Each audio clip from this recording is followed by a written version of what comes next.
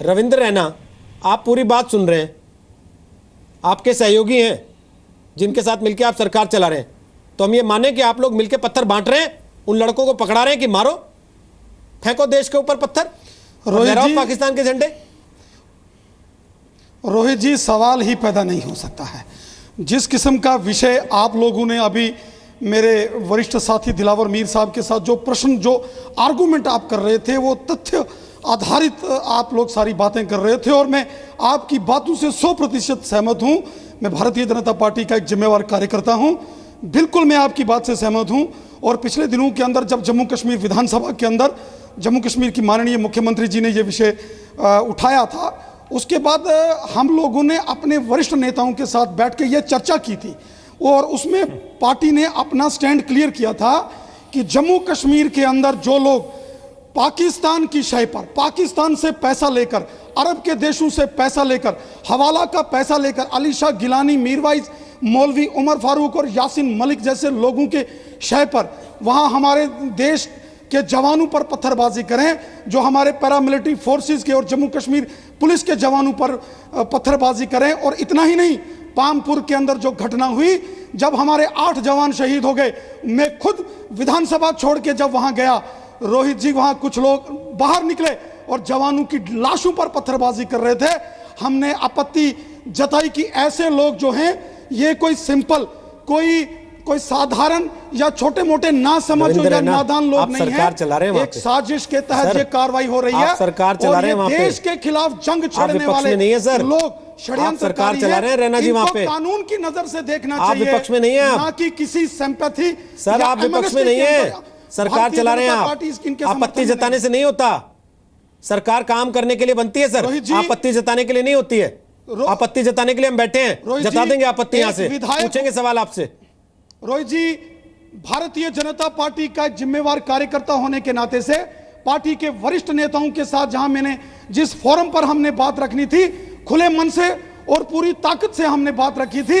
यहां तक कि माननीय गृह मंत्री जी 2 दिन पहले जम्मू कश्मीर के दौरे पर थे, मैंने स्वयं उनसे बात करके उनसे पूरा इस पर हमने चर्चा की थी और यह कहा गया था, और माननीय गृह मंत्री जी ने भी कहा था कि जो लोग तो छोटे मोटे अपराध के अंदर जिनके ऊपर कोई सीरियस केस नहीं है, उनको कंसीडर किया जा सकता है, लेकिन जो पाकिस्तान का झंडा लहराएगा, जो ISIS का झंडा लहराएगा, जो हिंदुस्तान के तिरंगे झंडे को लहराएगा, उनको छोड़ने का सवाल ही पैदा नहीं होता है। ये आतंकवादी और अलगाववादी लोग हैं, ये देश के दुश्मन लोग हैं और देश के दुश्मनों को दुश्मन की तरह हम उनके साथ डील करेंगे। भारतीय जनता पार्टी का राष्ट्रवाद के मुद्दे पर किसी कीमत पर किसी से कोई समझौता नहीं हो सकता। अब देखिए, बड़ी दिलचस्प सी स्थिति है, पूरी देश दुनिया के लोग इस बातचीत को देख रहे हैं और सुन रहे हैं, और सुशील पंडित तो हंस भी दिए इस दर्द को भूल के कि 2.5 दशक से अपने घर से बाहर रह रहे हैं विस्थापित की तरह।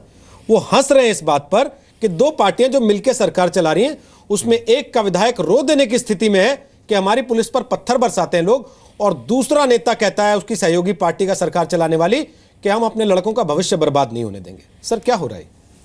रोहित जी, इस गठबंधन सरकार में काम बंट गए हैं। पीडीपी के जिम्मे सरकार चलाना है और भाजपा के जिम्मे मुंह चलाना है। भाजपा के विधायक जहां जहां संभव हो पाता है अपनी सीमाओं के भीतर रहकर जिम्मेवार कार्यकर्ता के तौर पर मुंह चलाते हैं, अपने नेताओं के सामने, अपने मंत्रियों के सामने और मुख्यमंत्री के सामने, और फिर वहां तक अपनी जिम्मेवारी समझकर घर लौट आते हैं और आपके सामने कह देते हैं कि उन्होंने क्या क्या किया। दिक्कत यहां नहीं है, अभी तो इन्होंने केवल इन पत्थरबाजों के भविष्य का फैसला आपको सुनाया है और उन्हें छोड़ दिया है।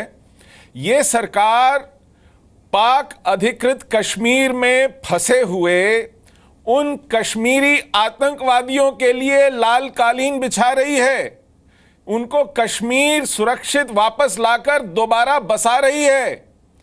इसके निर्णय के लिए केंद्र सरकार पर दबाव डाल रही है। ये वो पीडीपी है जिसके साथ भाजपा सरकार चला रही है। ये वो पीडीपी है जो कहती है कि बॉर्डर्स खुले छोड़ दीजिए। ये वो पीडीपी है जो कहती है कश्मीर में भारतीय रुपए के साथ पाकिस्तानी रुपया भी चलना चाहिए। ये वो पीडीपी है जिसने अपने घोषणा पत्र में कहा कि हमें यहां शरीयत लागू करनी है। उस पीडीपी के साथ भाजपा के जिम्मेदार कार्यकर्ता केवल अपनी जिम्मेवारी यहां तक मान करके चल देते हैं कि हमने साहब बहुत मुंह चलाया, इससे ज्यादा हमारे बस की बात नहीं है, क्योंकि सरकार चलाने का काम पीडीपी के हाथ में है। हम सरकार नहीं चलाते, हम सिर्फ उन्हें समर्थन देते हैं।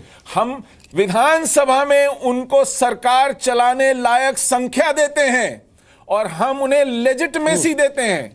हम उनका औचित्य बनाते हैं पूरे देश में इस देश को तोड़ने का, हमारी सेनाओं पर, हमारे सुरक्षा कर्मियों पर पत्थर चलाने का। ये एक चीज मैं दिलावर मीर को वापस चर्चा में लाना चाहता हूं, थोड़ा सा रोकते हुए आपको। दिलावर मीर, ये बड़ा अजीब तरह का लोकतांत्रिक प्रजातांत्रिक प्रयोग आप लोगों ने वहां पे किया है कि सरकार चलाने वाली दो पार्टियों में से एक वो तो विरोध कर रही है उस चीज का। ये हालत कर दी आपने अपने सहयोगियों की सरकार चलाने में।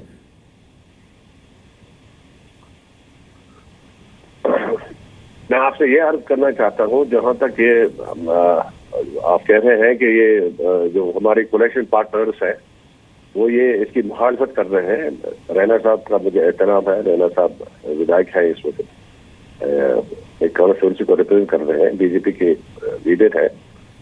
मैं इनसे एक बात पूछना चाहता हूँ, ये सरकार में है, part of the government, is not in opposition, और जो भी फैसला हुआ है, जो भी फैसला लिया गया ये तो सरकार ने सोच समझ कर लिया है, और जो भी फैसला लिया जाता है वो मिल बैठ के लिया जाता है, वो फैसला आइसोलेशन में नहीं लिया जाता है। फैसला जो हुआ है, सीट्रिस ने जो भी फैसला लिया है वो तो बिल्कुल इसमें कंसल्टेशन हुई होगी जरूर। मैं क्योंकि खुद कैबिनेट में नहीं हूँ, कैबिनेट में हमारे पीडीपी के लोग हैं, बीजेपी के लोग हैं, कंसल्टेशन बाकायदा हुई होगी और उसके बाद ही ये फैसला लिया होगा। मैं पूछ लेता हूं आपकी बात रविंद्र रैना से। रविंद्र रैना, आपकी सरकार ऐसे फैसले क्यों लेती है जो देश की छवि को अंतर्राष्ट्रीय स्तर पे कमजोर करते हैं और ऐसे पत्थरबाजों का हौसला बढ़ाते हैं, और फिर आप टीवी पे बैठ के रो देते हैं? रोहित जी, रोने का सवाल ही पैदा नहीं होता है। हम एक सैनिक की तरह लड़ते हैं, चाहे विधानसभा के अंदर हो या बाहर हो। कभी पत्थर पड़ा आपको? सत्ता में रहें या ना पत्थर रहें, पड़ा आपको? सत्ता में रहें या कभी ना पड़ा रहें, पत्थर आपको? सत्ता में रहें किसी या पुलिस ना वाले रहें, के सिर पे जैसे देश पड़ता के है। तिरंगे झंडे को बुलंद रखना हमारा कर्तव्य है। देश के तिरंगे झंडे के लिए हम बलिदान दे सकते हैं, रोने वाला सवाल ही पैदा नहीं हो सकता। और हमारे कार्यकर्ताओं ने पिछले 67 सालों में जम्मू कश्मीर के अंदर आप कश्मीर की विधानसभा में मांग कर रहे थे रविंद्र रैना, मुझे याद है, कि पाकिस्तान पे सर्जिकल स्ट्राइक कर दो। अपने इलाके में रहने वाले लड़के तो संभलते नहीं आपसे, आप कह रहे हैं पाकिस्तान पे सर्जिकल स्ट्राइक कर दो। आप सरकार में होके इन लड़कों को नहीं रोक पाते? 150 रोहित जी, जब जम्मू कश्मीर की विधानसभा के अंदर जो दिलावर मीर साहब कह रहे थे, मैं उनकी बहुत इज्जत करता हूं, बड़े सीनियर वेटरन लीडर हैं वो जम्मू कश्मीर के। जब जम्मू कश्मीर विधानसभा के अंदर माननीय मुख्यमंत्री जी ने यह सारा विषय लाया, उस पर हमको आपत्ति थी, कड़ी आपत्ति हमने जताई, और हमने पार्टी के वरिष्ठ नेताओं को अपना एतराज जताया था। एक पार्टी का डिसिप्लिन सर, एक दूसरे की तारीफ आप कर रहे हैं इतनी देर से बैठे हुए किया, आप दोनों एक दूसरे की तारीफ में कोई कमी नहीं कर रहे। उन पुलिस वालों का सोच लीजिए थोड़ा सा जिनको पत्थर पड़ते हैं, उन सुरक्षा बलों का सोच लीजिए थोड़ा सा जिनको पत्थर पड़ते हैं, इस देश के संविधान, इस देश की इज्जत का सोचिए जिसपे वो पत्थर पड़ते हैं।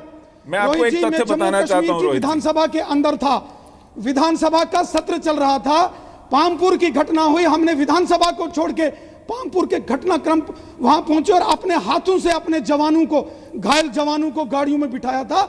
हम वो लोग हैं, हम विधानसभा की परवाह नहीं, अपने देश के हर शुक्रवार को पाकिस्तान के झंडे भी लहराए जाते हैं, हर शुक्रवार को पत्थर भी चलते हैं और विधानसभा भी चलती रहती है, और ये कोई आज की बात नहीं है, पहली बार। और रोहित जी, रैना जी, एक छोटी सी बात आपको बताना चाहूंगा। अब सिर्फ जुम्मे के रोज मस्जिद के बाहर पत्थर नहीं चलते पुलिस वालों पर, अब जब सेना एनकाउंटर करती है तो पीछे से सेना पर पत्थर चलते हैं। जब सेना घेरा बनाती है तो उस घेरे को तोड़ने के लिए पत्थर चलते हैं।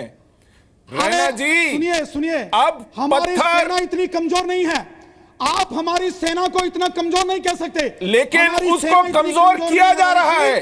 कि 15 अप्रैल को पत्थर चले, 21 जनवरी को पत्थर चले, 9 मार्च को पत्थर चले, पुलवामा में पत्थर चले, गांदरबल में पत्थर चले। आप क्या कह रहे हैं? जहां जहां एनकाउंटर हो रहे हैं, पीछे से ये पत्थरबाज एनकाउंटर होते हुए पत्थर मारते हैं कि जवान कायर नहीं है। दुनिया की सबसे बहादुर सैनिक हमारे हैं, किसी के पत्थर से डरने वाले हमारे सैनिक नहीं हैं। तो इसलिए आप पत्थर सेना चलते की रहने बहादुरी चाहिए ना। का ये सिला देते हैं। ये टेस्ट है क्या सेना की बहादुरी का कि हम तुम्हें पत्थर मारेंगे, तुम उनको गोली मारते रहो आतंकवादियों को, लेकिन पीछे से पत्थर भी खाओ। पिछले 26 दिनों के अंदर रोहित जी, पिछले 26 दिनों के अंदर 60 से ऊपर आतंकवादियों को ढेर किया हमारे सैनिकों ने। और कश्मीर के अंदर कुछ लोग जो आतंकवादियों के तो फिर ये आपकी कृपा से नहीं, आपके बावजूद है वो लोग। सर ये बताइए ना, मेहरबानी से नहीं, आपके बावजूद। रविंदर रैना जी, फिर ये ईदी देके उस सेना का मनोबल क्यों तोड़ रहे हो इनको जेल से निकालने की बात करके? और दिलावर मीर साहब ने साफ कहा कि बिना डिस्कशन के सरकार ने फैसला नहीं लिया होगा। भारतीय जनता पार्टी ने यह कहा था कि जो इनोसेंट हैं उनके ऊपर विचार हो सकता है, लेकिन जो लोग देश का तिरंगा झंडा जलाएंगे, जो आईएसआईएस का झंडा लहराएंगे और जो पाकिस्तान का झंडा लहराएंगे, उनके ऊपर कोई बातचीत नहीं हो सकती। रैना साहब, वो जेल की सलाखों में रैना बंद साहब, रहेंगे। भारत का सम्मान और संविधान तो छोड़ दीजिए, जम्मू कश्मीर पुलिस के जो सिपाही पिट रहे हैं वहां पर इन पत्थरबाजों से, उनकी लड़ाई कौन लड़ेगा? उन्हीं की लड़ाई लड़ दीजिए, भारत और संविधान, और वो तो थोड़ी देर के लिए छोड़ दीजिए। चलिए रोहित जी, आपका एक बहुत ही जिम्मेवार चैनल है इस देश का, पूरी दुनिया के अंदर आपकी रिस्पेक्ट है चैनल की। और जिस प्रकार हमारे लोग और हमारी सरकार बनने के बाद कश्मीर घाटी के अंदर आतंक विरोधी अभियान बढ़े हैं, और जिस तरीके से माननीय गृह मंत्री जी का बयान आया है कि पाकिस्तान की तरफ से अगर एक गोली चलेगी तो भारतीय सेना के जवान गोलियों की गिनती नहीं करेंगे। उधर से सेना के जवानों का मनोबल नहीं बढ़ा, इधर से बयान, उधर से गोली आती है, इधर से बयान, उधर से झंडा फहराया जाता है पाकिस्तान का, इधर से बयान, उधर से नारा लगाया जाता है आईएसआईएस के पक्ष में, इधर से बयान। एक बात लेकिन याद रखिएगा सर, आप लोग, दिलावर मीर साहब आप भी, और रविंदर रैना जी आप भी, चलते चलते, कि खाकी वर्दी में किसी पुलिस वाले पर जब पत्थर पड़ता है ना, तो वो पत्थर उस पुलिस पर नहीं होता, उस राज्य की सरकार पर पड़ रहा होता है। और उस सरकार को ये चीज़ महसूस करनी चाहिए, इस चीज़ का इल्म हमेशा उसे रहना चाहिए। बहुत बहुत शुक्रिया आप दोनों का, तीनों का, आज ताल ठोके का हिस्सा बनने के लिए।